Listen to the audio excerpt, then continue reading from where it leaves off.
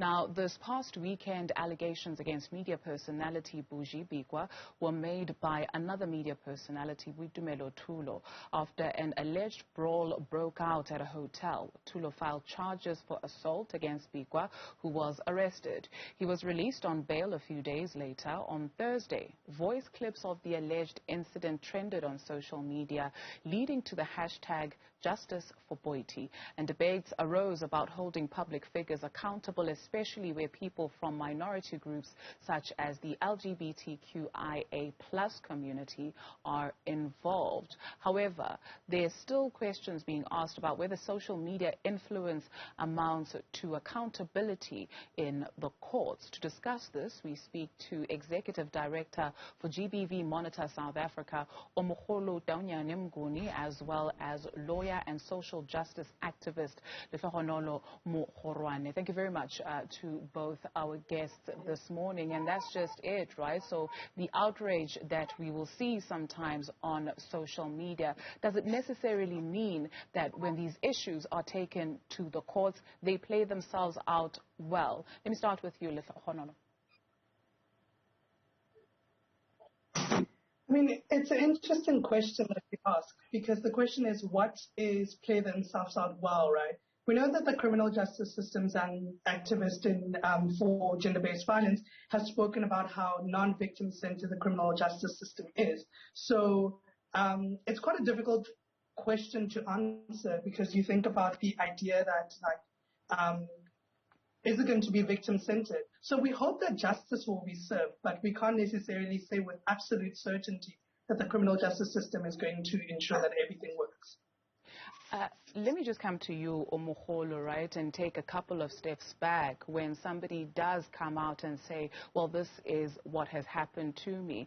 More so, I'd like us to discuss the issue of having persons of interest that are being implicated here, right? So whether it's R. Kelly, who has now had some of his music taken off of YouTube, or other people that have been implicated. For the person that has come out to say this is what has happened to me, what do you perceive actually is going on with that person?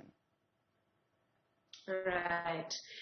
You know, I think first and foremost, for survivors who decide to come forward and tell their story, it is always an act of courage. We know exactly how society is. We know that, you know, the perception is always shifted in the favor of men and perpetrators when these things happen. So when someone really does come out, first of all, it is an act of courage. And second of all, society has a responsibility to support, victims and survivors who come forward. Society has a responsibility to believe women who come forward with these incidents. And just as you were saying, you know, in the US, we have the Harvey Weinsteins and the R. Kellys of our time. But right here in our backyard, we have the Bujis, we have the Atamafokates of our time. These are people who we know are perpetrating crimes against women, and yet here we are having this conversation. And Letlhogonolo, it's not just about, you know, injustices happening to heterosexual couples or heterosexual people. We do know that this also plays itself out in the LGBTQIA+ space. Where that space is concerned, should we look at it differently, or should the law apply to everybody regardless of who you are? Because there are some perceptions where people look at it differently just because it is somebody that they do not understand. I mean, straight out we can say that Section 9(1) of the Constitution says everyone is equal before the law and has equal protection of the law. So at a base level, we have to think about like the law applying to everyone equally. But I think your question it's a little bit more nuanced than that, right? It's to say that when we deal with violence that is perpetrated or violence that is perpetuated against members of a certain group, we need to understand about the nuances, right? So if someone has been beaten because they're lesbian, or someone has been beaten because they're a transgender person, then in those instances, we need to understand that the gender identity of a particular person, the sexual orientation of a particular person, is what perpetrates the violence against that, right? in the same way that we think more broadly about gender-based violence. Often when we talk about gender-based violence, we speak about cisgender women when we speak about this type of violence, but gender is broad and gender is for all of us. So when we start thinking about gender-based violence, the real truth is for us to say that, like, either your gender identity, real or imputed, your sexual orientation, your sex characteristics, those are all motivators of how violence can be perpetrated against you. So we should move our gaze away from this idea. But I think more importantly, we have to also bear in mind that just because someone is from a marginalized group or a group that has been, sort of pushed to the margins, doesn't mean that that person is not able to perpetuate violence, right? I think the excuse, or we often say because you come from a marginalized group, you suddenly miraculously don't exist within a violent state. The truth of the matter is, like, we live in South Africa, right, where it's permeated with violence. So no matter who we are, like, violence could happen. So it's important for us to say, like, okay, yes, this person may be a member of the LGBTI community, but that's not to absolve them from the violence that they may commit. Because misogyny exists across the board, right? We may have anyone who's able to perpetuate violence based on patriarchal norms or misogyny. You know, Letlhogonolo, you speak of a very important word, right? Violence. Omogolo, this is where I'd like for you to maybe help us with this. So whenever we have the conversation about gender-based violence in South Africa, we always speak of it particularly looking at the violence against women, and rightfully so, because the stats do tell us that, you know, they are disadvantaged where that is concerned. There are some voices that are also calling us to look at ourselves as a society in terms of being a violent society. There are men who are being abused as well. Some may not report it, and because of the whole thing that comes with being a man or masculinity, what do you say to that school of thought, that perhaps we need to look at this as a violent society perpetuating violence against men and women? Mm-hmm. That is very true, and it's an important point. You know, when Letlhogonolo speaks about us having a nuanced conversation about GBV, it's important also in this case.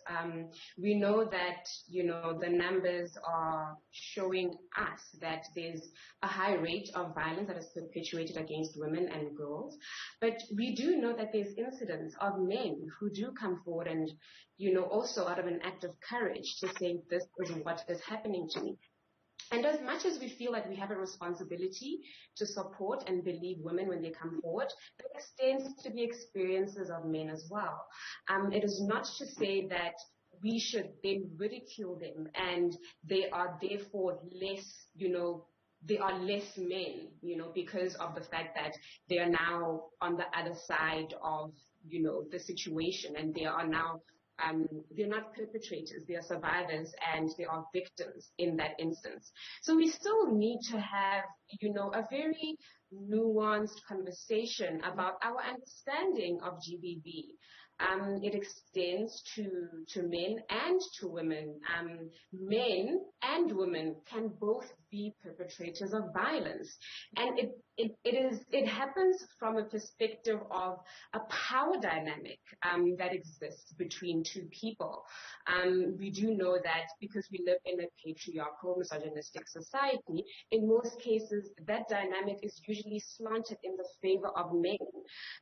But that is not to say we should therefore silence and push to the side the experiences of men who are also, you know, vulnerable to this kind of injustice and violence being perpetrated against them. Right. Letlhogonolo, we have legal frameworks in this country, right, that speak to what happens when you violate the next person.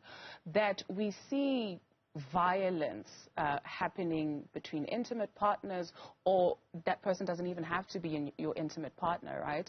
What does that tell us about ourselves as a society, that we have these laws? Are we just not afraid of them?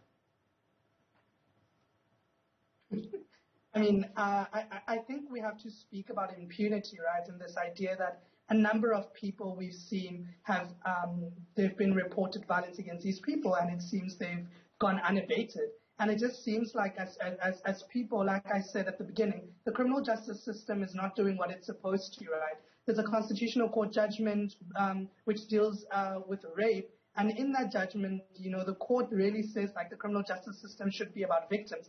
But we know that, as Omogolo said in the beginning, right, and some framework that I've been thinking about, like particularly in the LGBTI space, we know that there's something that we call the creation of the second closet, right? And the creation of the second closet is basically this idea that, like, because of homophobia and heterosexism, let's say if you are in an intimate partner violence situation, you're not able to go to court because the court may, to the police station or the hospital, because they may be homophobic and they may be sexist and they may be heterosexist.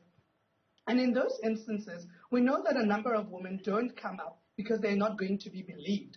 And if these women are not going to be believed when they enter the criminal justice system, like we've seen with Cheryl Zondi, for instance, your sexual history is put on display, right? Because you must have asked for this particular thing. So I think the real truth is that, like, the laws are here, but the implementations of the laws depend on the people who are supposed to implement the laws. So if the police are not trained properly, if the police are not implementing the laws properly, then we as people and citizens are going to feel unsafe and are going to be unwilling to go and report this. So then, the law is the law, but the implementation is what's very important.